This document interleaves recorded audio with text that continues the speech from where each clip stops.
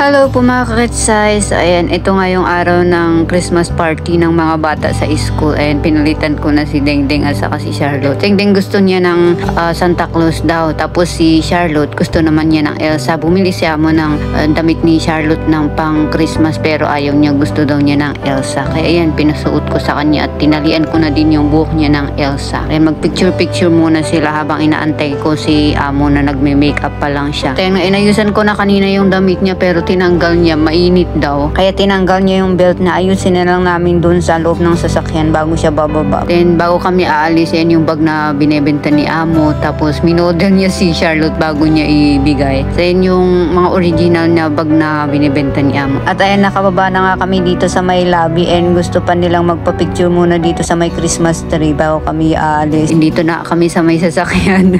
Papunta na kami sa school nila. Dati-dati nagbaba sila pero pag may mga okasyon na ganito, hinihatid namin nila Amo. Minsan naiiwan ako sa bahay, pero minsan dinadala ako ni Amo kasi si Amo lalaki may pupuntahan siya, kaya walang kasama si Amo babae, sinama niya ako. Pero kasama pa rin namin si Amo lalaki, siya ang nag-drive, and then mayat maya pupunta na siya sa trabaho niya. May meeting yata importante, kaya yun, hindi siya maka-attend ng Christmas party ng mga bata. Iwan lang din naman namin and then babalikan namin. Hindi kagaya sa Pilipinas sa pwede kang manood sila. Parang estudyante lang tapos walang mga parents. Pagkatapos na lang saka susundin ng mga yaya or mga magulang dun sa may school. At ayan nga, habang nagbabiyahe kami papuntang school, ang saya-saya nilang kumakanta ng Christmas song. Makulit din sila minsan pero kapag sanay ka na at mahilig ka talaga sa bata, parang ine-enjoy mo na lang yung pag-aalaga sa kanila. Kaya nga iiwan namin sila and then babalikan namin mamaya. At after nga namin iwanan sila, sabi ni Amo pupunta daw kami sa restaurant at kakain ng breakfast. Hindi muna kami uuwi. Pero kasama pa rin namin si Amo lalaki. Mamaya siya pupunta doon sa trabaho niya. Iiwan lang kami dito. Meet lang namin yung kasama nila Amo, kaibigan niya, and then pupunta siya doon. Iwan din niya yung sasakyan niya, mag-commute siya. Actually kasama namin yung mga kaibigan ni Amo, mag-shoota yata. At andito na kami sa may food court dito sa may ice skating. Nakainan na din namin to dati nila Amo din, and then yun bumalik kami.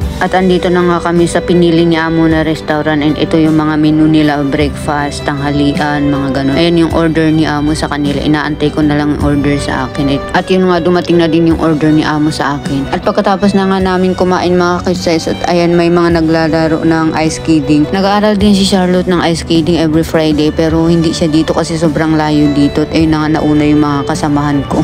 Video pa more. Magsusundo na kami ng alaga ko at 2 hours yata kami nakatambay doon sa may restaurant. Breakfast lang pero ilang oras kami nag-stay doon. Ang ganda ng display mga kids, oh. At ayan nga, dalawa na lang kami ni Amo pupunta doon sa school ng mga alaga ko. Nakarating na kami mga kids dito sa school nila Charlotte pero paikot-ikot si Amo dahil walang parkingan. Ilang ikot na kami. Pinarking na lang ni Amo doon sa malayo yung sasakyan. Andito na nga kami, ang dami naka-line, o dito na lang kami. At sa wakas nakapasok na nga kami sa dami ng tao sa labas at inuna nga namin si Charlotte kinuha and then pinuntahan na din namin si Dengdeng. Paglabas namin picture muna sa mga kaibigan bago kami uuwi. At andito na nga kami sa sasakyan and napagod si Santa Claus kaya naghubad na siya, nainita na, sobrang init kasi.